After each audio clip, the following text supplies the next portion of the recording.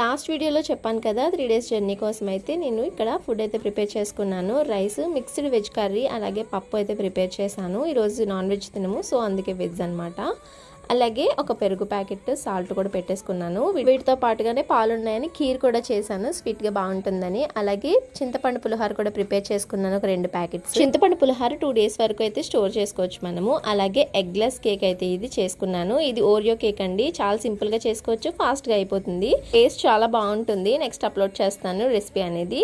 And ఒక bread packet, jam కూడా పెట్టుకున్నాము. వీటితో పాటుగానే స్పూన్స్, ఫోర్క్స్ అండ్ వీటితో పాటు కవర్స్ కూడా తీసుకెళ్తాను. కవర్స్ ఎందుకు అంటే ఇప్పుడు మేము 3 ట్రైన్స్ మారాలి, అలాగే మధ్య మధ్యలో ఏసీది కారు కానీ బస్సు కానీ ఎక్కుతూ ఉంటాం కదా, సో పిల్లలకి కొంచెం వామిటింగ్ అయితే దీంట్లో చేయిస్తాను.